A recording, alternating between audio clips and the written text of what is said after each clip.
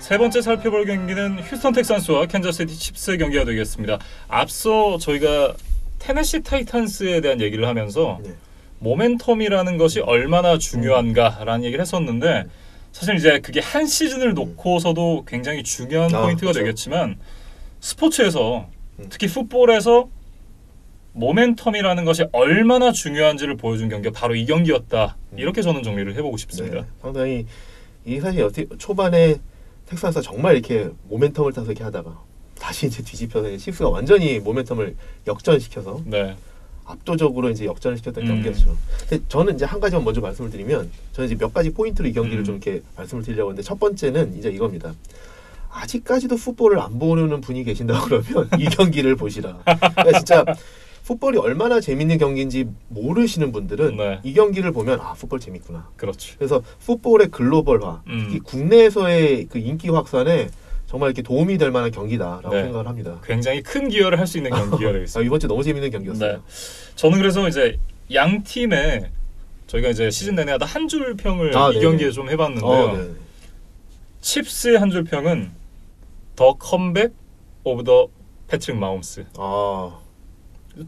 되게 중의적인 의미예요. 하나는 컴백이 이제 우리말로 하면 역전이잖아요. 패트릭 마홈스가 어마어마한 역전을 만들어냈다. 더 컴백이랑 우리가 알던 패트릭 마홈스가 돌아왔다. 그 의미에서의 패트릭 마홈스의 컴백. 이렇게 이제 중의적인 의미로 이제 컴백 오브 더 패트릭 마홈스라는 이제 한 줄 평을 달아봤는데 진짜로 우리가 알던 그 패트릭 마홈스가 돌아왔어요.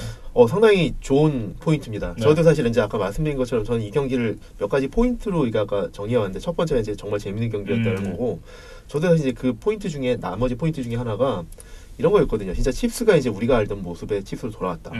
그래서 저는 이렇게 적어왔는데 사실 이제 초반에 뭐 칩 선수들, 코칭 스태프들, 홈 팬들 다 상당히 충격에 빠졌었거든요. 네. 그런데 결과적으로 보면 이 경기를 그렇게 뒤졌다가 막판에 무섭게 몰아치면서 이겼잖아요. 네. 그게 오히려 결과론적인 얘기지만 칩스 입장에선 자신감을 회복하는 데 더 큰 효과가 있었고, 네. 우리들, 그러니까 팬들이나 다른 팀들이 볼 때 아 칩스가 돌아왔다. 예전에 그 팀이다라는 거에 그런 면에서 오히려 더 큰 효과가 있었다라고 생각을 합니다. 네. 그래서 사실 이제 또 하나 이제 그거 관련해서 좀 말씀드리고 싶은 거는 이제 칩스 입장에서 이런 거죠. 아무리 뒤져도 우리는 할 수 있다라는 정말 그 자신감 있잖아요. 24대 0으로 뒤졌었거든요. 그러니까요. 이게 뭐 7대 0, 10대 0이 아니고 24대 0으로 뒤졌는데 뒤집었다. 그 뒤집은 정도가 아니라 20점 이상을 뒤진 경기를 20점 이상 대승으로 역전승한 첫 번째 경기라고 그러거든요. 네. 그러니까 정말 말도 안 되게 크게 나중에 역전승을 했잖아요. 그 정도로 본인들의 화력을 스스로도 확인했고 네. 팬들에게도 확인을 시켜준 그런 경기였는데 시간의 흐름상, 네. 경기 흐름상 조금 다른 포인트로 돌아가서 먼저 좀 말씀드리고 싶은 거는 그리고 이 내용을 다시 돌아올게요. 네. 근데 제가 이제 적어온 저는 이제 두 번째 포인트가 뭐냐면 우리가 보통 이제 풋볼에 대해서 얘기를 하다 보면 보통 이제 공격 수비 여기에 대해서 얘기를 많이 하거든요. 그렇죠. 근데 사실 미식축구는 공격 수비 그리고 스페셜 팀으로 구성되어 있거든요. 근데 간과하기 쉬우나 네. 스페셜 팀도 상당히 중요하다. 그럼요. 그거를 상당히 잘 보여준 경기였다. 왜냐하면 텍사스가 이제 칩스의 펀트를 블락 펀트를 하면서 그 터치다운을 바로 연결이 되면서 14대 0으로 됐고요. 그 다음에 또 텍사스가 펀트한 거를 이번엔 칩스가 받다가 펌블을 했어요. 네.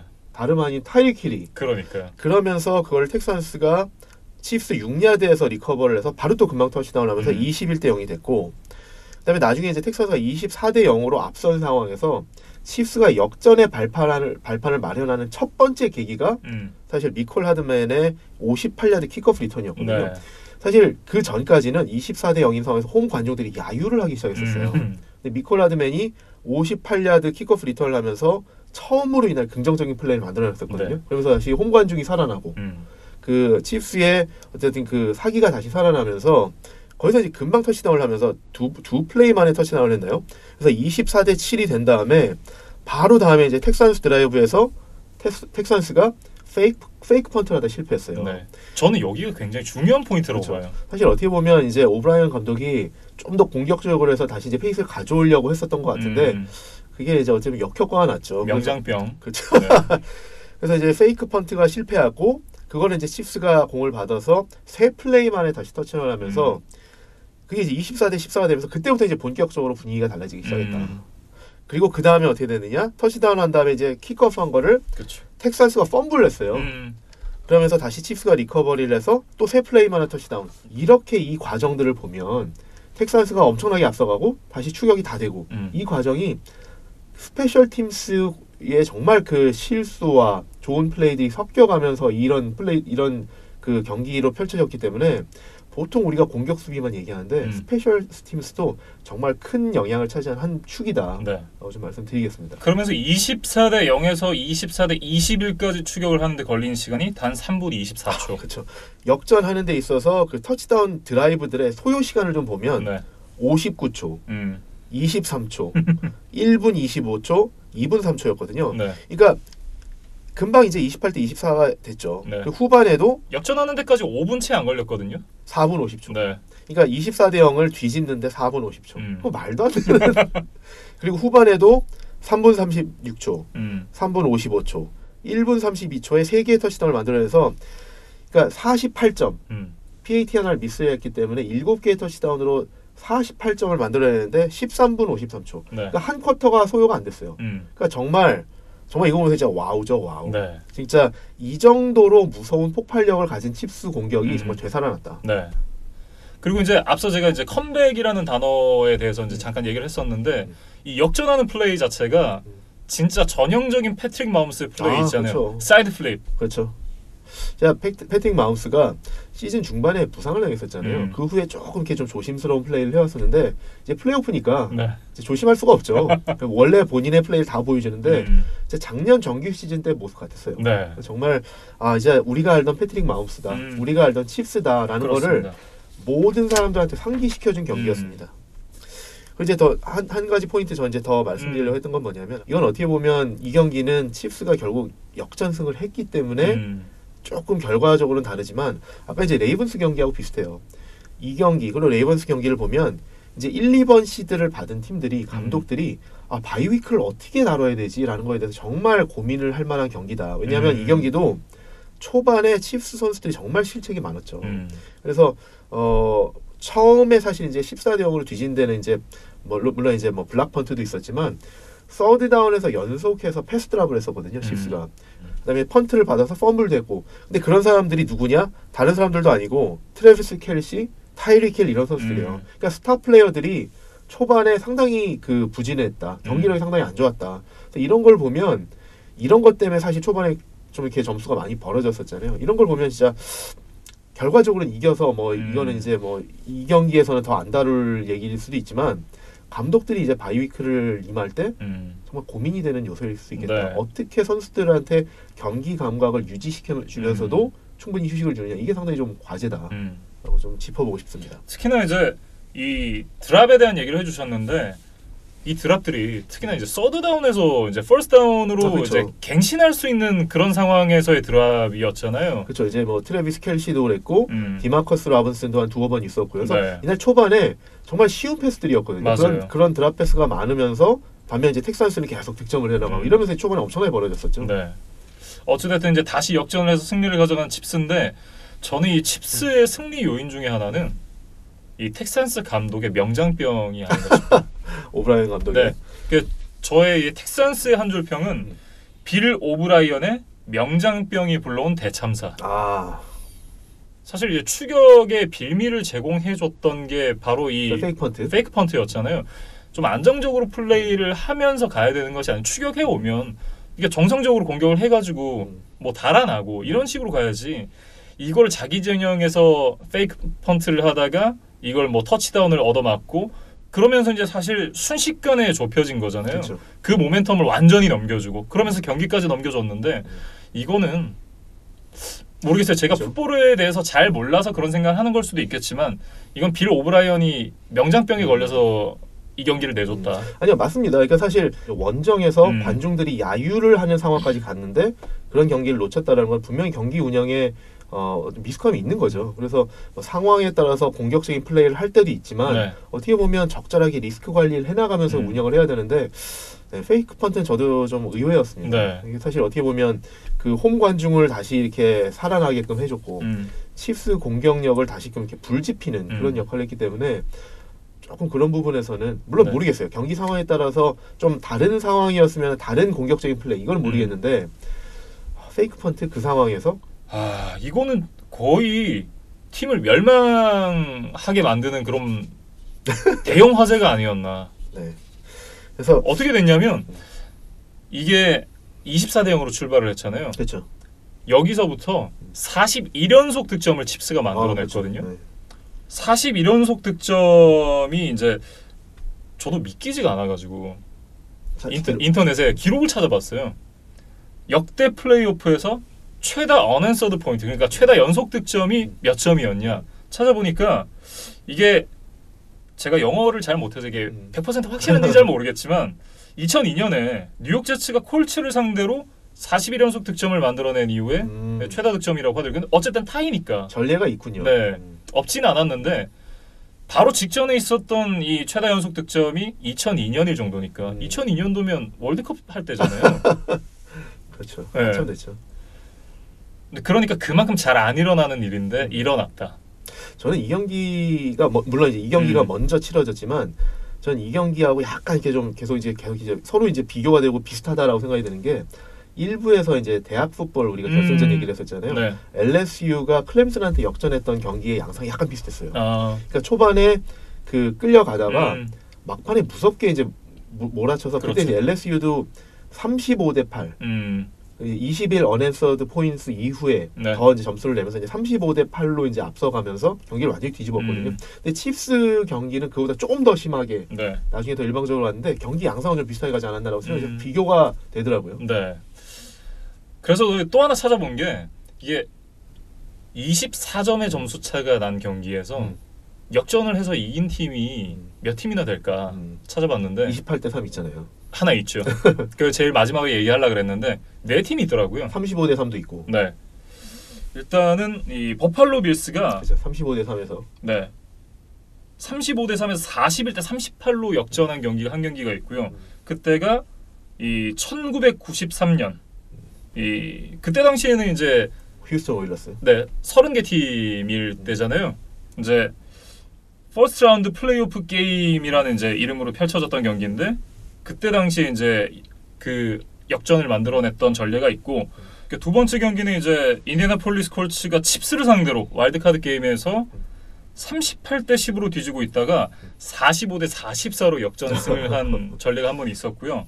세 번째가 이제 나이너스가 이 자이언츠를 상대로 2003년도에 이 와일드카드 게임에서 역시 38대 14로 뒤지고 있다가 39대 38로 역전해서 이긴 바가 있더라고요. 그리고 이제 모두가 아는 그 51회 슈퍼볼의 더 컴백. 네, 그 경기까지 총 4경기가 있었는데 이 경기가 이제 24점 이상의 점수차를 극복한 이 5번째 플레이오프 경기가 되겠습니다. 근데 다른 경기들은 보면 네. 그 지금 말씀하신 경기들 보면 24점 차 이상 뒤졌다가 가까스로 경기가 끝나기 전까지 가까스로 쫓아가서 이렇게 역전승을 한 경기들인데 그렇죠. 네. 지금 이 경기는 칩스는 전반에 이미 뒤집었어요. 네. 24대 0으로 1쿼터, 2쿼터쯤까지 24대 0이었나요? 이 쿼터 들어갔을 때도 그쵸. 24대 0이었죠. 근데 전반전에 이미 뒤집지 않았었나요? 맞아요. 그러니까 정말 이거는 칩스가 너무 우습게 이거를 뒤집으면서 정말 칩스의 공격력이 정말 무섭다. 네. 아마도 이제 플레이오프 역사상 한 쿼터 최다 점수차 역전은 확실한 것 같습니다. 네. 이게 정확히 모르겠는데 이때 아마 한 쿼터에만 28점 이상을 맞아요. 냈었잖아요. 네. 근데 그게 그런 기록이 또 있어요. 이거는 슈퍼볼 22에서 아마 워싱턴 레드스킨스가 그때 이제 덕 윌리엄스라는 쿼터백, 흑인 쿼터백, 덕 윌리엄스라는 쿼터백이 덴버 브론코스를 상대로 10대 0으로 뒤지다가 네. 2쿼터에만 28점을 냈던 적이 있거든요. 아마 그 이후로 처음이 아닐까 싶은데 거의 타이 기록쯤 되겠네요. 어쨌든 그건 이제 슈퍼볼이었거든요. 네. 근데 어쨌든 뭐 이것도 뭐 놀라운 기록이죠. 네.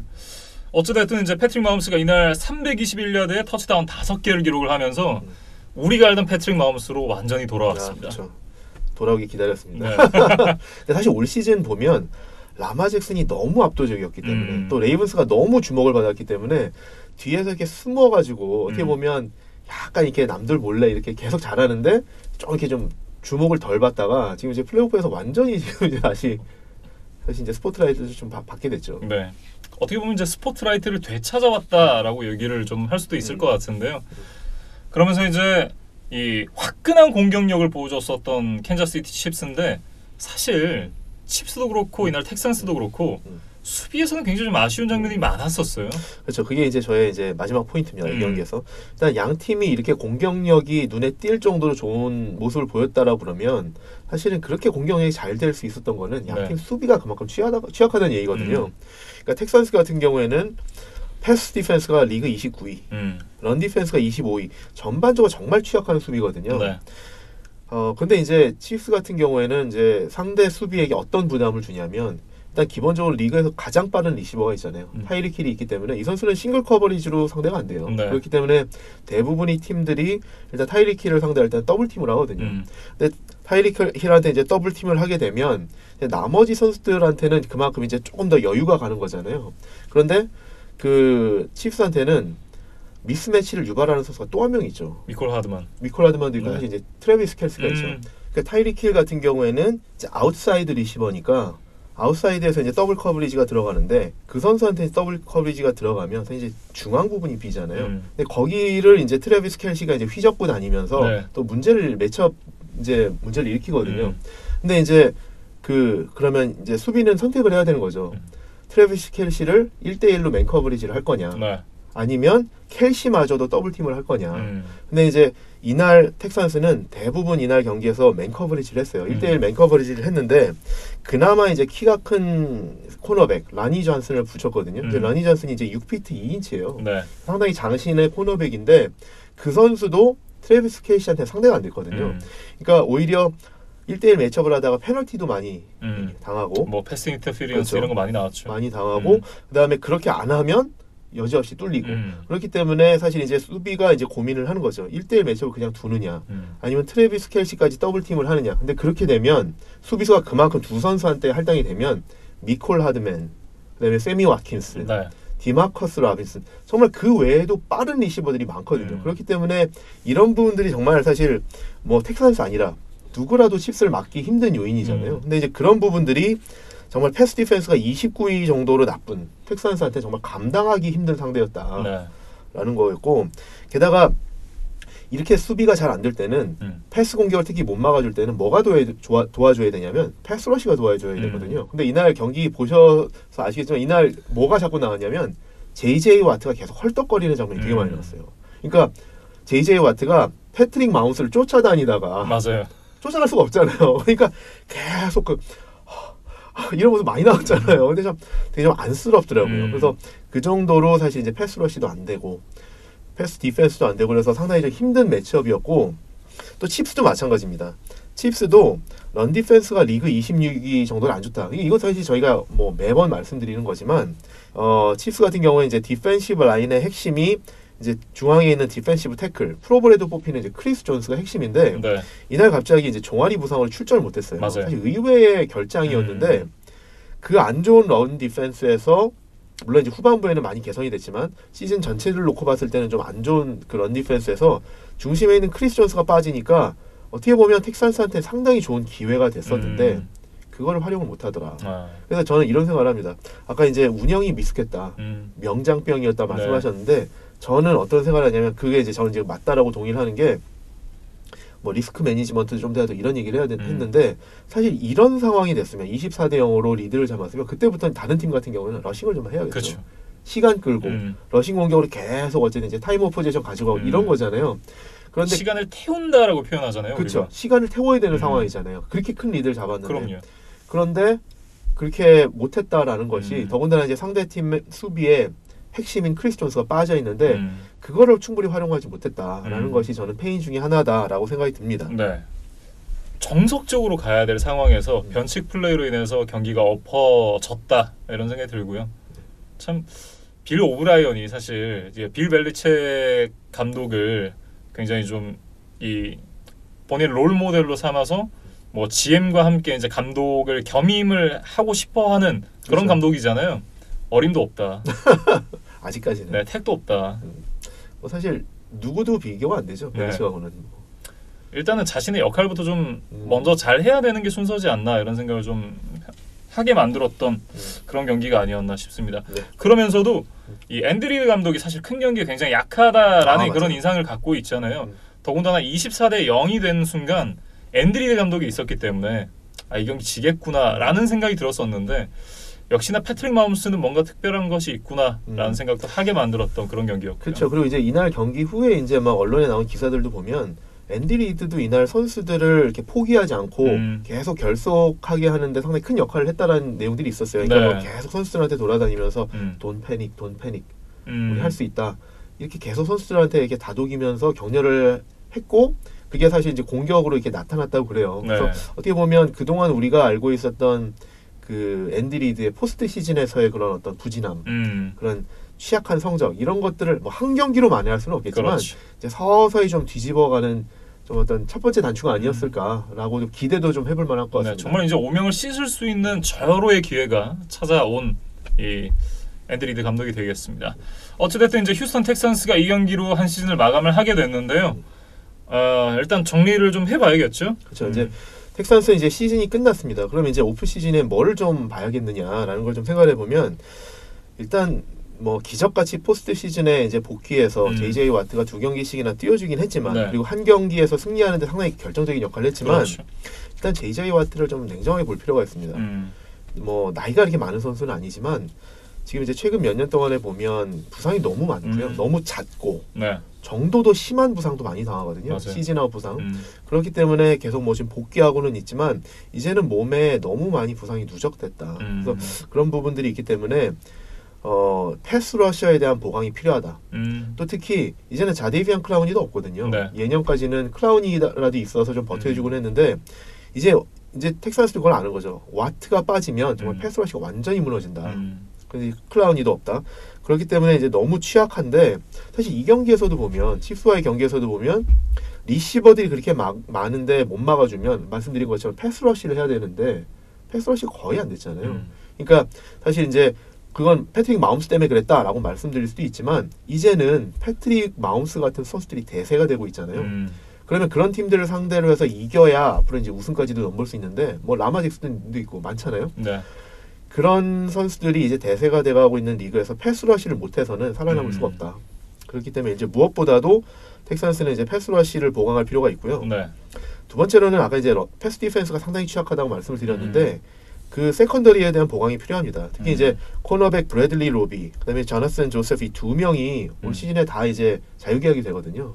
그래서 이 선수들에 대한 평가를 하고 재계약 여부를 생각을 해야 되는데 특히 이제 조셉 같은 경우에는 이미 35세 노장이에요. 그렇기 때문에 이제 조금 이제 기량이 쇠퇴할 때가 됐기 때문에 이 선수는 물론 이제 바로 뭐 내버릴지 그건 모르겠지만 어쨌든 이 세컨더리를 어떻게 보면 이제 드래프트에서 잘 좀 보강할 필요가 있다. 그래서 사실 고민이 많이 될 거예요. 패스 러셔부터 뽑느냐, 세컨더리부터 뽑느냐. 근데 이 패스 러시와 세컨더리는 이제 미시축구에서 현지에서 많이 쓰는 말이 이제 치킨 앤 에그, 닭이 먼저냐 계란이 먼저냐를 패스 러시가 잘 되면 세컨더리가 편해지고 세컨더리가 잘 막아주면 패스 러시를 할 시간도 많아지기 때문에 닭이 먼저냐 달걀이 먼저냐 이 관계인데 뭐 일단 어쨌든 이 두 가지 다 사실 텍사스는 잘 보강을 해야 됩니다. 그리고 또 하나는 디션 왓슨이라는 정말 좋은 쿼터백이 있지만 디션 왓슨의 약점이 뭐냐 그러면 색을 너무 많이 당해요. 그렇기 때문에 이 디션 왓슨이 충분히 플레이메이킹을 할 수 있는 선수지만 그만큼 시간을 벌어줘야 된다. 그러려면 오펜시브 라인도 계속 좀 보강을 해야 되고 또 하나 이제 뭐가 있냐면 올 시즌에 이제 처음으로 이제 1000야드를 돌파한 칼로스 하이드. 칼로스 하이드도 이제 FA가 되거든요. 그렇기 때문에 이제 이 러닝백 포지션도 생각을 해봐야 되는데 저는 이렇게 생각합니다. 칼로스 하이드가 올 시즌에 1000야드를 넘겼다고 해서 무리해서 큰 돈을 주면서 계약할 필요 없다. 왜냐하면 그 돈이나 어쨌든 그 드래프트에서 높은 순위로 뽑는 그런 리소스는 패스 러셔나 코너백 같은 포지션에 써라. 그게 더 프리미엄 포지션이다. 러닝백은 3라운드 이후에 그 드래프트에도 충분히 좋은 선수를 찾을 수 있다. 대표적으로 지금 뭐 당장 찾을 수 있는 선수가 버플로 빌스가 2019년에 3라운드에서 뽑은 데빈 싱글테리. 그다음에 49에rs도 뭐 테빈 콜맨. 3라운드에서 이제 그때 물론 애틀란타에서 뽑은 선수를 데려온 거지만 충분히 3라운드 이후에 좋은 선수 데려온 경우도 많거든요. 심지어 언드래프트드 루키로 NFL에 와서 좋은 활약을 펼치는 러닝백들도 많기 때문에 칼로스 하이드가 FA가 되는데 그 포지션은 러닝백 포지션은 좀 낮은 순위로 신인을 뽑아도 되지 않을까라고 좀 생각을 해봅니다. 어찌됐든 가장 급한 건 이 수비, 특히나 이제 이 패스러시 그리고 이제 코너백 이쪽을 좀 보강을 해줘야 된다고 얘기를 해주셨고, 그러면서도 이제 이 쿼터백 디션 왓슨 선수를 보호해줄 수 있는 오라인을 좀 보강해야 된다. 이렇게 좀 정리를 해주셨습니다. 이렇게 이제 이 휴스턴 텍산스와 캔자스시티 칩스에 대한 얘기를 나눠봤고요. 마지막 경기 시애틀 시혹스와 그린베이 패커스의 경기로 이어가겠습니다.